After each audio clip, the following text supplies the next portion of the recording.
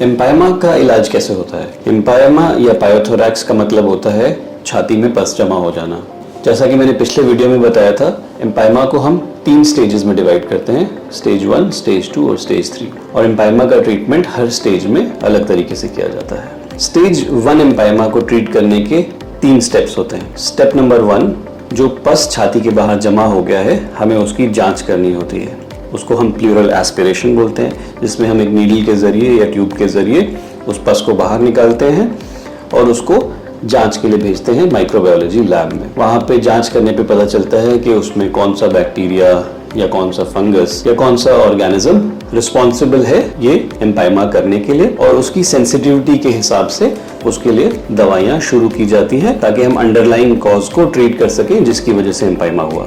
Step number 2 होता है patient का न्यूट्रिशनल स्टेटस इंप्रूव करना और उसकी कोमॉर्बिडिटीज को मैनेज करना। अक्सर जो एम्पायमा के पेशेंट्स हमारे पास आते हैं, ये बहुत ही न्यूट्रिशनली डेबिलिटेटेड होते हैं, बहुत ही कमजोर और वीक होते हैं। इन्फेक्शन की वजह से इनको एक्सेसिव वेट लॉस हो गया होता है। तो हमारा फोकस होता है कि इनकी न्यूट्रिशन को बढ़ाया जाए, बेटर किया जाए। तो इनको एक high protein, high calorie, tailored diet पे रखा जाता है, जिससे धीरे धीरे इनकी इम्यूनिटी और न्यूट्रिशन बढ़ती है और ये बीमारी से अच्छे से लड़ पाते हैं। साथ ही साथ में कोई भी अगर कोमॉर्बिडिटी होती है पेशेंट को, जैसे कि फॉर एग्जांपल डायबिटीज बहुत कॉमन होता है इन पेशेंट्स में, तो उसको मैनेज भी साथ में ही किया जाता है। अगर किसी के ब्लड शुगर्स बहुत ज़्यादा बढ़ गए हैं, उनके ब्लड शुगर्स को कंट्रोल में लाना ज़रूरी होता है किसी भी प्रकार के इन्फेक्शन को कंट्रोल करने के लिए। और स्टेप नंबर 3 स्टेज 1 एम्पायमा में होता है प्लूरल एस्पिरेशन, जो कि सिर्फ डायग्नोस्टिक हो सकता है जैसा कि हमने स्टेप 1 में किया था, या थेराप्यूटिक भी हो सकता है कि एक सिरिंज से सारा पानी और पस बाहर निकाल दिया जाए, या एक ट्यूब डाल के सारा पानी और पस धीरे धीरे बह के बाहर आ जाए। ये स्टेज 1 का मैनेजमेंट होता है। स्टेज 2 एम्पायमा का मैनेजमेंट भी 3 स्टेप्स में होता है। स्टेप 1 और स्टेप 2 सेम रहते हैं जैसे कि स्टेज 1 में मैंने बताया था।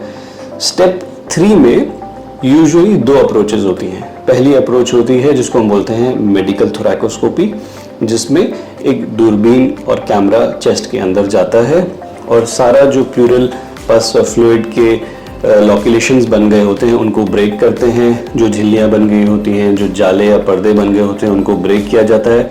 सारे पानी को ड्रेन करा जाता है और अंदर एक केमिकल डाला जाता है जिसको हम इंट्राप्लूरल स्ट्रेप्टोकाइनेस बोलते हैं, जिससे बचे हुए जाले या बचे हुए पर्दे भी पिघल जाते हैं और सारा पानी धीरे धीरे चेस्ट ट्यूब के जरिए बाहर आ जाता है। दूसरी अप्रोच स्टेज 2 एम्पायमास में होती है एक सर्जरी जिसको हम बोलते हैं video assisted thoracoscopic surgery. VATS drainage of empyema एक बहुत ही इफेक्टिव ट्रीटमेंट थेरेपी है और ज़्यादातर जगहों पे अब ये रिकमेंडेशन आ रहा है कि स्टेज 2 एम्पायमास में एक्चुअली बेटर है कि अगर हम वैक्स सर्जरी कर दें और सारी गंदगी को एक बार में ही साफ कर दें, लंग्स की अच्छे से धुलाई कर दें ताकि लंग्स अच्छे से एक्सपैंड कर पाएँ और पूरी प्लूरल स्पेस को भर पाएँ। स्टेज 3 एम्पायमा का ट्रीटमेंट भी 3 स्टेप्स में होता है।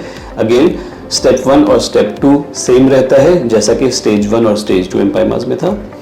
स्टेप 3 में जो इकलौता ट्रीटमेंट है एम्पायमा के लिए वो है डीकॉर्टिकेशन।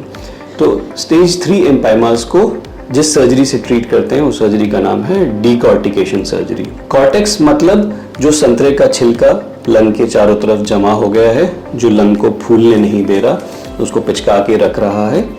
और डीकॉर्टिकेशन मतलब उस कॉर्टेक्स को हटाना, यानी उस संतरे के छिलके को छील देना ताकि लंग कंप्लीटली फ्री हो पाए और अच्छे से एक्सपैंड करके छाती में अपनी पूरी जगह ले पाए। डीकॉर्टिकेशन सर्जरी एम्पायमा के लिए हम ज्यादातर पेशेंट्स में दूरबीन से करते हैं, जिसको वीडियो असिस्टेड थोरैकोस्कोपिक सर्जरी बोलते हैं। वैक्स डीकॉर्टिकेशन एंड ड्रेनेज एक बहुत ही सफल और इफेक्टिव ट्रीटमेंट है स्टेज 3 एम्पायमास के लिए।